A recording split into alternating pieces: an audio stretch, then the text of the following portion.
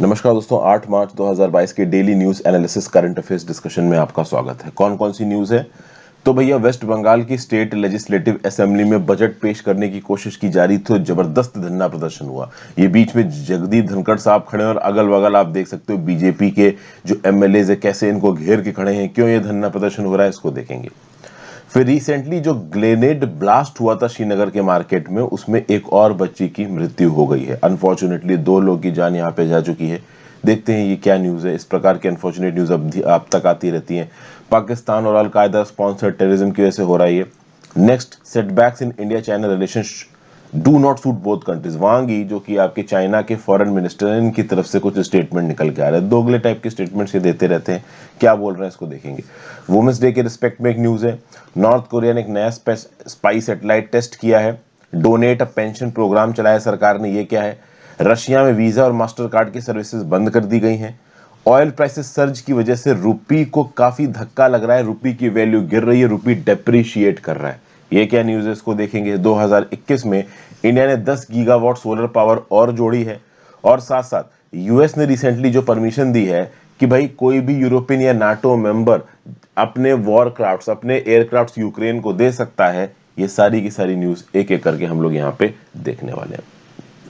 ठीक है भाई, पहला वर्ड ऑफ द डे देख लेते हैं, एलेक्ट्रिटी। इसका क्या मतलब होता है? Eagerness, willingness, readiness.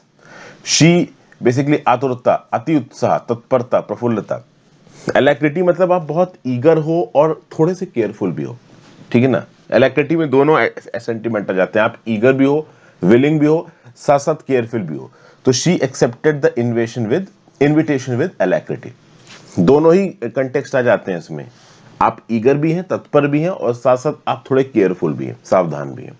ओके, चलिए पहली न्यूज, इंटरनेशनल वुमेन्स डे 2022। आगे बढ़ने से पहले वीडियो पे लाइक का बटन, दोस्तों चैनल को शेयर और सब्सक्राइब नहीं किया कर दीजिए। इंस्टाग्राम पे फॉलो कर लीजिए, टेलीग्राम ग्रुप ज्वाइन कर लीजिए। टेलीग्राम ग्रुप पे आपको इस पीपीटी का लिंक मिल जाएगा नीचे डिस्क्रिप्शन बॉक्स में। इंस्टाग्राम टेलीग्राम दोनों के आपको लिंक्स मिल जाएंगे। If possible please comment and increase the engagement of this video. आपके कमेंट करने से, लाइक करने से वीडियो का एंगेजमेंट बढ़ता है और यूट्यूब वीडियोस को और रिकमेंड करता है। चलिए, what is international women day? अच्छा, एक और चीज, if possible for you guys please click the join button, that is specifically very helpful. तो इंटरनेशनल वुमेन्स डे 2022 की बात की जाए तो हर साल 8 मार्च को इंटरनेशनल वुमेन्स डे पूरी दुनिया में मनाया जाता है। It celebrates the cultural, political and socio economic achievements on womens and girls. Women and girls के कल्चरल, पॉलिटिकल और सोशियो इकोनॉमिक अचीवमेंट को सेलिब्रेट करता है। वुमेन आज की डेट में बैरियर्स तोड़ रही हैं, इम्पॉसिबल को अचीव कर रही हैं with every passing single day. जो थीम है इंटरनेशनल वुमेन्स डे 2022 की, वो है gender equality today for a sustainable tomorrow. पहली बार दुनिया भर में नेशनल वुमेन्स डे मनाया गया था यूनाइटेड स्टेट्स में 28 फरवरी को। अभी के लिए हर साल 8 मार्च को ये मनाया जाता है। 2022 का ये जो साल है वो जेंडर इक्वलिटी के कंटेक्स्ट में बात करता है। क्लाइमेट चेंज की बात कर लीजिए, एनवायरमेंट रिस्क की बात कर लीजिए, डिजास्टर रिस्क रिडक्शन की बात कर लीजिए, वगैरह वगैरह। तो वुमेन्स मतलब, अब आप बोलोगे सर ये वुमेन्स डे को क्लाइमेट चेंज और इन्वायरमेंट से क्यों जोड़ना है? तो देखिए, humanity is responsible for this environmental catastrophe. तो ह्यूमैनिटी में भाई 50% आबादी वुमेन की है, तो वुमेन के इन्वॉल्वमेंट से ही हम कहीं क्लाइमेट चेंज और इन्वायरमेंट, डिजास्टर रिस्क रिडक्शन जैसी चीजों को अचीव कर सकते हैं। फिर अगली न्यूज है, high drama in Bengal assembly as governor tables speech amid BJP protest. तो भैया, वेस्ट बंगाल की असेंबली का बजट सेशन था और बजट सेशन में जो हेड ऑफ द गवर्नमेंट होता है, ठीक है ना, nominal head of the government, और आपको पता है nominal head of the government राज्य में होते हैं आपके गवर्नर साहब। तो गवर्नर जगदीप धनखड़ साहब आए और ये अपना इनॉग्रल एड्रेस दे रहे थे। इसी इनॉग्रल एड्रेस के बाद बजट पास होता है। लेकिन इस इनॉग्रल एड्रेस के समय पे ऐसा धरना प्रदर्शन किया है बीजेपी के एमएलए ने। क्यों किया है? क्योंकि अभी अभी जो सिविक इलेक्शन हुए हैं बंगाल में, उसमें कुछ ना कुछ वायलेंस हुआ है। भाई, बंगाल के इलेक्शन तो ऐसे हैं, वायलेंस जरूर होता है उसमें। तो सिविक इलेक्शंस जो बंगाल में हुए हैं उसमें वायलेंस हुआ है।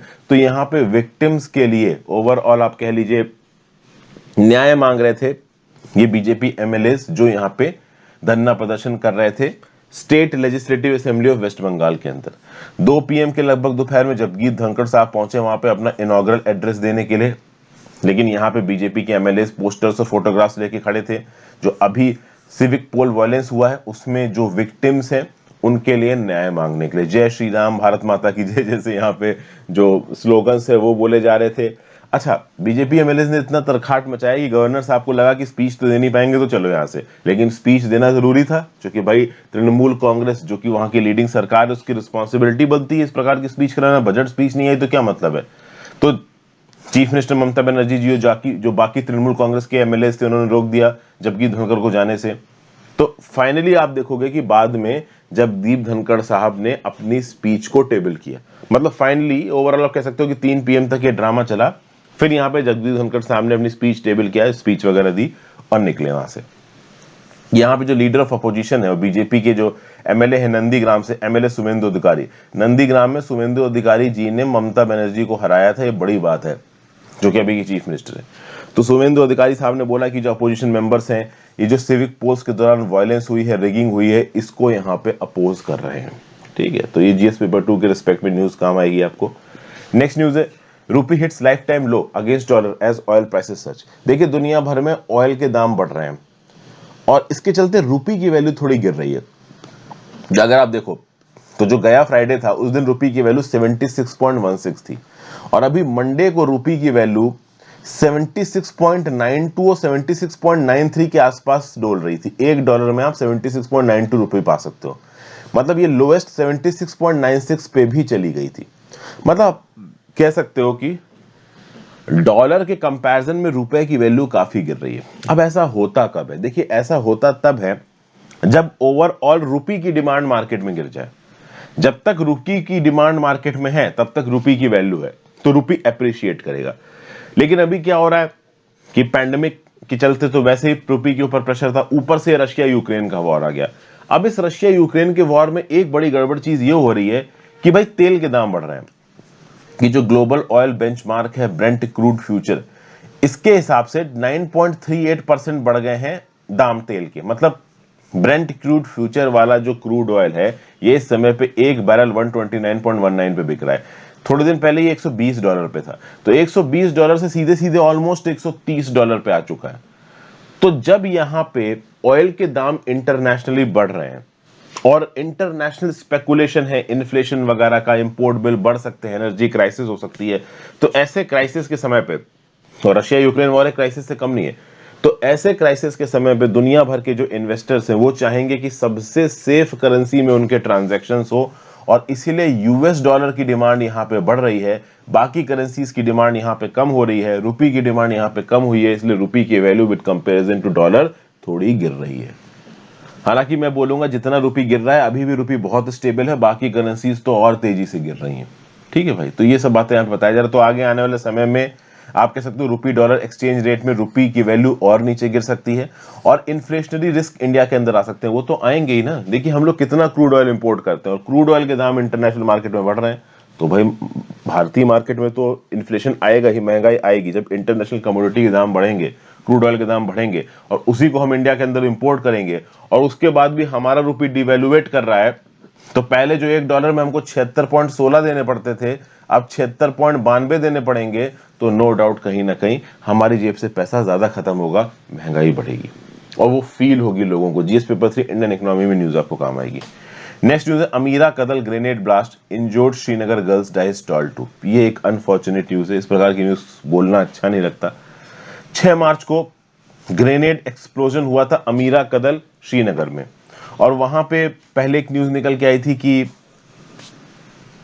एक नौहाटा के रेजिडेंट की मृत्यु हो चुकी है 6 मार्च आफ्टरनून को। एक और लड़की थी यहाँ पे रफिया नजीर नाम की, ये डॉटर है नाजिर अहमद टिंडा फ्रॉम श्रीनगर हरजदबल एरिया। इनको भी चोटें लगी थी और 8 AM के लगभग अपनी चोटों से हार गई। इनकी अनफॉर्चुनेटली मृत्यु हो गई श्री महाराजा हरि सिंह हॉस्पिटल में। तो ओवरऑल ये जो धर्म के ठेकेदार यहाँ पे बम फोड़ते हैं और कश्मीर की आज़ादी की बात करते हैं, इससे कश्मीर के लोगों की ही जानें जा रही हैं, इस प्रकार की न्यूज़ हमको बताती हैं। यहाँ पे टेरर एसोसिएट्स को पकड़ा गया है।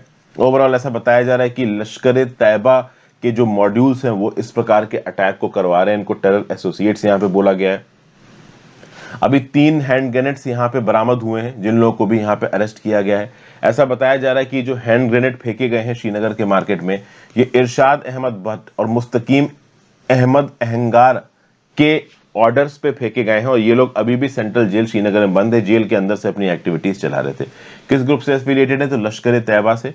एक पाकिस्तान में बेस्ड वायलेंट इस्लामिक ग्रुप है ये, और ओवरऑल ये ग्रुप ने मुंबई अटैक्स करवाए थे 2008 में, जिसमें 166 लोगों की जान गई थी। आपको पता ही है, सीएसटी स्टेशन और आसपास के इलाकों में बंदूकें चली थी, गोलियां चली थी, ताज होटल तक में घुस गए थे ये लोग। 1990s में एलईटी बना था और तब से लेकर अब तक बहुत सारे मिलिट्री सिविलियन अटैक ये करवा चुका है इंडिया के अंदर। एक एंटी इंडिया ग्रुप की तरह काम करता है, पाकिस्तान में इसका सपोर्ट बेस है। जीएस पेपर थी, सिक्योरिटी चैलेंजेस एंड मैनेजमेंट में न्यूज काम आएगी। नेक्स्ट न्यूज है, labour ministry launches donate a pension initiative. देखिए, प्रधानमंत्री श्रम योगी मानधन योजना के बारे में आपने सुना होगा। प्रधानमंत्री श्रम योगी मानधन योजना में क्या होता है कि भाई देखिए, 18 से 40 साल की एज ग्रुप को हो आप, और अगर अनऑर्गेनाइज सेक्टर में काम करते हो, अनऑर्गेनाइज सेक्टर मतलब रेडी वाले, बताशे बेचते हैं, दिन के दिहाड़ी मजदूर हैं, तो इस प्रकार की कोई नौकरी अगर आप कर रहे हो, तो ऐसे केसेस में आप सालाना 640 से 2400 रुपए जमा करते रहो। किसके अंदर? इस पीएमएसवाई स्कीम के अंदर, प्रधानमंत्री श्रम योगी मानधन योजना के अंदर। तो 60 साल की उम्र जब आप हो जाओगे ना, तो उसके बाद से आपको हर महीने की 3000 रुपए की पेंशन मिलेगी। ये स्कीम बोलती है। तो मतलब 18 से 40 साल के अनऑर्गेनाइज सेक्टर के लोग जो कि दिहाड़ी मजदूर हैं, अनऑर्गेनाइज सेक्टर में काम करते हैं, 15,000 रुपए महीने तक की इनकी टोटल कमाई है। ये लोग महीने का प्रीमियम अमाउंट 55 से 200, या फिर कह लीजिए साल का प्रीमियम अमाउंट 660 से 2400 रुपए डोनेट करें। मतलब डोनेट क्या करें? जमा करें अंडर प्रधानमंत्री श्रम योगी मानधन योजना। और जब ये रिटायर होंगे, रिटायर मतलब जब इनकी उम्र 60 साल की हो जाएगी, वैसे तो इनके यहाँ कोई रिटायरमेंट नहीं है, क्योंकि कोई ऑफिशियल जॉब तो कर नहीं रहे, फॉर्मल सेक्टर तो है नहीं, तो 60 साल की उम्र से इनको 3000 रुपए महीना पेंशन मिलनी शुरू हो जाएगी। तो अनऑर्गेनाइज सेक्टर के वर्कर्स के लिए ये अच्छी स्कीम है। अब ये अलग बात है कि जब तक ये लोग 60 साल के होंगे, 3000 रुपए की क्या वैल्यू रहेगी हम ये नहीं कह सकते। थोड़ा बहुत राशन पानी तो देखो आ जाएगा, थोड़ी मदद तो यहाँ पे मिल जाएगी। अब इस स्कीम को आगे बढ़ाने के लिए जो अभी स्कीम न्यूज में है वो है donate a pension. Donate a pension scheme के अंदर सरकार जो एम्प्लॉयर्स इन लोगों को, जैसे कि आपके घर में मेड्स आते हैं काम करने के लिए, आपके जो ड्राइवर हैं, आपकी जो डोमेस्टिक हेल्प है, इनकी जो किस्तें हैं ना, प्रधानमंत्री श्रम योगी मानधन योजना पेंशन स्कीम के अंदर, वो किस्तें आप पे कर सकते हो। ये है डोनेट अ पेंशन इनिशिएटिव। मतलब जो एम्प्लॉयर्स हैं, जो इस प्रकार के अनऑर्गेनाइज सेक्टर के वर्कर्स को रेगुलरली हायर करते हैं, उनकी पेंशन डोनेट कर दीजिए। 1 महीने की कर दीजिए, 1 साल की कर दीजिए, वो आपकी श्रद्धा पे डिपेंड करता है आप कितना करना चाहते हो। लेकिन अगर आप डोनेट करते हो तो ये डोनेट अ पेंशन स्कीम के अंदर ऐसा बोला जाएगा कि हाँ भाई, आपको समझाया गया कि आप इन लोगों की मदद करें। तो this is basically donate a pension initiative, कि आप लोगों को समझा रहे हो, एम्प्लॉयर्स को समझा रहे हो कि ओवरऑल वो लोग जो अनऑर्गेनाइज सेक्टर में है, आपके यहाँ काम कर रहे हैं, आप उनकी 1 महीने की या कुछ 1 साल की, जितना भी आपको सही लगे, पेंशन को पीएमएसवाईएम स्कीम के अंदर डोनेट करिए। ओके, अभी तक देखा जाए तो as of 3 March 46.34 lakh enrolment हो चुके हैं लेबर मिनिस्ट्री के पोर्टल पे, जो लोग पीएमएसवाईएम पेंशन स्कीम को ज्वाइन करना चाहते हैं। 42 करोड़ लोग हैं एस्टिमेटेड इंडिया के अंदर जो कि अनऑर्गेनाइज्ड कैटेगरी को बिलोंग करते हैं, और इन्हीं के लिए स्कीम चालू की गई है। जिस पेपर 2 में न्यूज आपको काम आएगी। नेक्स्ट न्यूज है कि भाई यूएस ने परमिशन दे दी है कि जो नाटो मेंबर्स हैं वो यूक्रेन को फाइटर जेट्स दे सकते हैं। तो भाई देखिए, मिलिट्री ऑफेंसिव रशिया का यूक्रेन के अंदर बढ़ रहा है। यूएस ने साफ साफ बोल दिया है कि भैया हम अपनी ग्राउंड फोर्सेस को तो लड़ने के लिए भेजेंगे नहीं, लेकिन at the same point of time US ने यह बोल दिया कि वो नाटो कंट्रीज जो कि अपने फाइटर जेट्स यूक्रेनियन फोर्सेस को देना चाहते हैं वो दे सकते हैं। लेकिन अभी तक कोई भी नाटो कंट्री सामने नहीं आई है अपने फाइटर जेट्स यूक्रेन को देने के लिए। बीच में न्यूज उड़ती उड़ती जरूर आई थी कि पोलैंड कह रहा था कि भाई हम अपने फाइटर मिग-29 जेट्स यूक्रेन को दे सकते हैं, लेकिन पोलैंड ने एक शर्त रखी थी कि ठीक है, हम अगर मिग-29 देंगे तो यूएस मेड F-16 हमको मिलने चाहिए। हालांकि बाद में पोलैंड ने भी बोल दिया कि नहीं भाई, हम कोई प्लेन वगैरह देने वाले नहीं है। तो अभी के लिए कोई भी नाटो कंट्री ऐसी सामने नहीं आई है जो सीधे सीधे यूक्रेन को मदद प्रोवाइड करे एयरक्राफ्ट के फॉर्म में, क्योंकि कोई भी कंट्री अगर ऐसी मदद प्रोवाइड करती है मतलब वो सीधे रशिया से पंगा मोल रही है। देखा जाए यूक्रेन और रशिया की फायर पावर को, तो यूक्रेन के पास 67 फाइटर जेट्स हैं, 34 अटैक हेलीकॉप्टर्स हैं, रशिया के पास 1500 फाइटर जेट्स हैं, 538 कॉम्बैट हेलीकॉप्टर्स हैं। तो कुल मिला के सीधी सीधी बात यह है कि रशिया यूक्रेन का कोई भी कंपैरिजन नहीं है। मदद के लिए कोई आ नहीं रहा, यूएस ने सीधे सीधे बोल दिया ग्राउंड फोर्सेस हम भेजेंगे नहीं। हाँ, उसके अलावा जो कुछ हो सकता है हम करेंगे, उसके अलावा मतलब यूएस बस सैंक्शंस लगा रहा है रशिया के ऊपर। यूएस ने नाटो को बोल दिया कि भाई जो भी एयरक्राफ्ट देना चाहता है दे सकता है, लेकिन किसी ने भी एयरक्राफ्ट देने के लिए हामी अभी के लिए नहीं भरी है। यूएस की तरफ से ऑफिशियल स्टेटमेंट आ चुका है, हम अपनी ग्राउंड फोर्सेस को या अपने हथियारों को सीधे सीधे नहीं भेजेंगे। ठीक है भाई, तो अगर नाटो यहां पे कीव की साइड पे नहीं आता है तो यूक्रेन का हारना यहां पे तय है। यूक्रेन का एक बड़ा इलाका रशिया में मिल जाना यहां पे तय नजर आ रहा है। ठीक है भाई, तो अब लेट्स सी यहां पे क्या होता है क्या नहीं होता है। पहले यूरोपियन यूनियन ने भी बोला था कि यूक्रेन को हम फाइटर एयरक्राफ्ट देंगे, बट कौन सी कंट्री एयरक्राफ्ट देगी इसके बारे में कभी कोई अनाउंसमेंट नहीं आया। कह रहे थे कि पोलैंड हो गया, आपका हंगरी हो गया, बुल्गारिया हो गया, स्लोवाकिया हो गया, ये फाइटर जेट्स प्रोवाइड करेंगे यूक्रेन को, चूंकि इनके पास मिग 29 सुको 35 है, सुको 25 है, और यूक्रेन के पायलट्स को ये उड़ाने आते हैं। लेकिन इनकी तरफ से भी कोई एयरक्राफ्ट अभी के लिए यूक्रेन के पास नहीं जा रहा है। यहाँ पे वोलोदिमीर ज़ेलेंस्की जो कि यूक्रेन के प्रेसिडेंट है वो बोल चुके हैं कि यूक्रेन के ऊपर नो फ्लाई जोन बनाइए, लेकिन नाटो ने वो भी बनाने से मना कर दिया, चूंकि नो फ्लाई जोन बनाने का मतलब है रशिया से सीधे सीधे पंगा लेना। इससे पहले यूनाइटेड नेशन सिक्योरिटी काउंसिल ने बॉस्निया वॉर के दौरान नो फ्लाई जोन बनाया था 1992 में, लिबियन सिविल वॉर के दौरान भी बनाया था, लेकिन उस समय पे यूनाइटेड नेशन सिक्योरिटी काउंसिल की कोई कंट्री डायरेक्टली इन्वॉल्व नहीं थी वॉर में। यहाँ तो रशिया खुद डायरेक्टली इन्वॉल्व है, वो हर डिसीजन को वीटो करेगा, तो यूएनएससी इफेक्टिवली यहाँ कुछ नहीं कर सकता। जीएस पेपर 2 इंटरनेशनल रिलेशंस में न्यूज आपको काम आएगी। फिर एक फर्जीवाड़ा चाइना की तरफ से निकल के आ रहा है। चाइना के फॉरेन मिनिस्टर वांग यी साहब कह रहे हैं कि इंडिया चाइना के रिलेशंस एक दूसरे के साथ कन्फ्रंट नहीं करना चाहिए, हमें एक दूसरे के साथ मिलकर राइट ट्रैक पे चलना चाहिए। ये इन्होंने बोला नेशनल पीपल्स कांग्रेस और पार्लियामेंट इन बीजिंग में। मतलब कि कुछ बाहर के प्लेयर्स इंडिया चाइना के रिलेशन को खराब करना चाहते हैं, बीच में मनमुटाव लाना चाहते हैं, हमें इस प्रकार की फोर्सेस की बात नहीं सुननी चाहिए, ये यूएस के रिस्पेक्ट में बोल रहे हैं। प्लस बॉर्डर इशू को कभी बाइलेटरल रिलेशन में लाने की जरूरत नहीं है, वही चाइना का फर्जी टाइप का डायलॉग कि भाई जो कुछ भी बॉर्डर में हो रहा है वो तो हमने हिस्ट्री से बिक्यूट किया है, उसके लिए हम क्या कर सकते हैं, उसके लिए बातचीत तो कर ही रहे हैं, बाकी रिलेशंस चालू रखो। मतलब चाइना ये कहने की कोशिश कर रहा है कि हम तुम्हारे इलाके में घुस के बैठ रहे हैं, हमें बैठने दो, बाकी रिलेशंस नॉर्मल रखो। जबकि इंडिया क्लियर कट ये बोल चुका है कि जब तक ये एलएसी की क्राइसिस चलती रहेगी तब तक चाइना के साथ रिश्ते नॉर्मलाइज नहीं हो सकते। हॉट स्प्रिंग्स, देमचोक, देपसांग के इलाकों में अभी भी डिसएंगेजमेंट नहीं हुआ है। चाइना डिसएंगेजमेंट के मूड में भी नजर नहीं आ रहा है। चाइना बस ओपनली इनके मिनिस्टर्स इस प्रकार के डायलॉग देख के ये बताने की कोशिश करते हैं कि ठीक है तुम्हारा हमने इतना इलाका कब्जा लिया, वो तो हम कब्जा के रखेंगे, रिश्ते अच्छे रखो।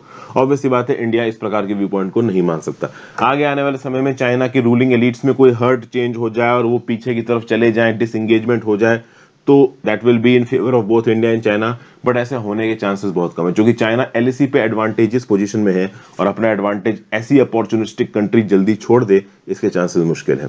जीएस पेपर 2 इंटरनेशनल रिलेशंस में न्यूज आपको काम आएगी। फिर अगली न्यूज है कि वीजा और मास्टर कार्ड ने अपने ऑपरेशंस को रशिया में सस्पेंड कर दिया। ठीक है, वीजा और मास्टर कार्ड, अमेरिकन एक्सप्रेस, ये सब अमेरिकन कंपनियां हैं। दुनिया भर के 90% जो ट्रांजैक्शंस होते हैं, एक चाइना को छोड़ दो तो दुनिया भर के 90% क्रेडिट कार्ड और डेबिट कार्ड ट्रांजैक्शंस इनसे ही होते हैं। अब चूंकि मॉस्को के ऊपर यूएस ने सैंक्शंस लगाए हैं, तो जो भी वीजा और मास्टर कार्ड इंटरनेशनली इशू हुए हैं वो अगर कोई रशिया के अंदर जा रहा है तो नहीं चलेगा। जैसे जब मैं रशिया गया था तो अपने वीजा डेबिट कार्ड से मैं पैसे विड्रॉ कर रहा था एटीएम से। अब अगर ऐसा कोई भी वीजा या मास्टर कार्ड का क्रेडिट कार्ड लेके या डेबिट कार्ड लेके आप रशिया के अंदर जाते हो तो वहां पे एटीएम से पैसा विड्रॉ नहीं कर पाओगे due to sanctions on Russian banks. Similarly ऐसा बोला जा रहा है कि रशिया के बैंक द्वारा जो वीजा और मास्टर कार्ड के डेबिट कार्ड या क्रेडिट कार्ड इशू किए गए हैं वो बाकी दुनिया में नहीं चलेंगे। हालांकि रशियन बैंक्स बोल रहे हैं ऐसा नहीं होने वाला है, लेकिन एक चीज तो श्योर है कि भाई वीजा और मास्टर कार्ड जो रशिया से बाहर इशू हुआ है वो रशिया के अंदर नहीं चलेगा।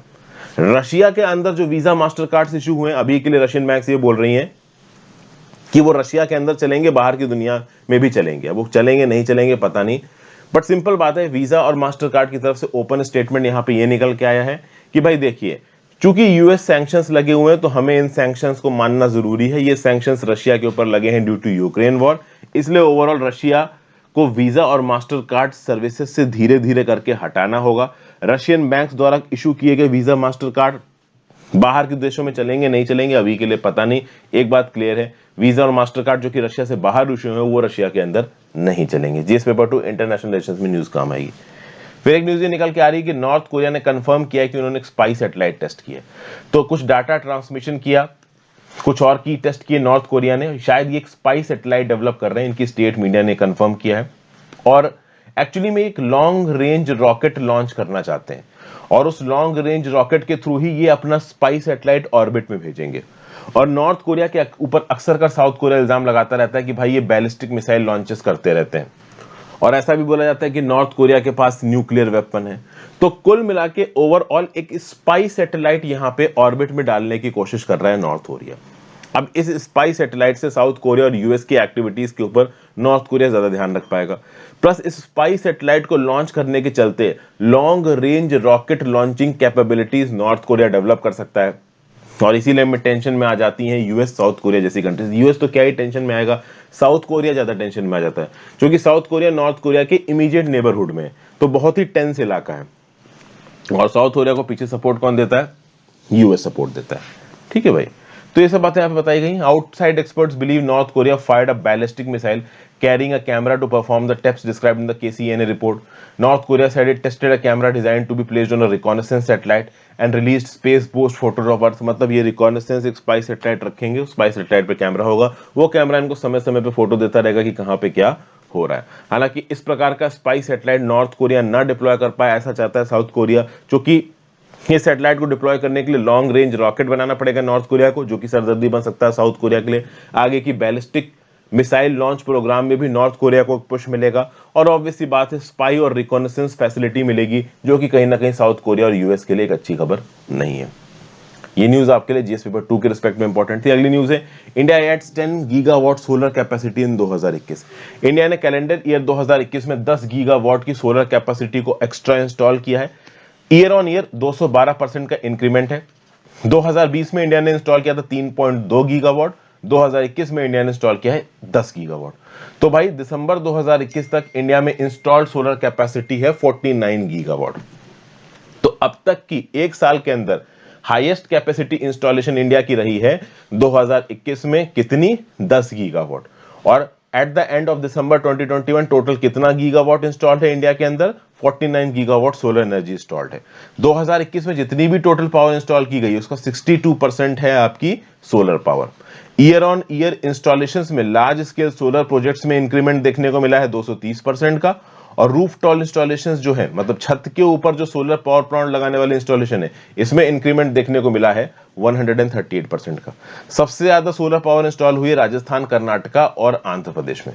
राजस्थान ने 4.5 गीगावाट सोलर कैपेसिटी इंस्टॉलेशन किया है 2021 में।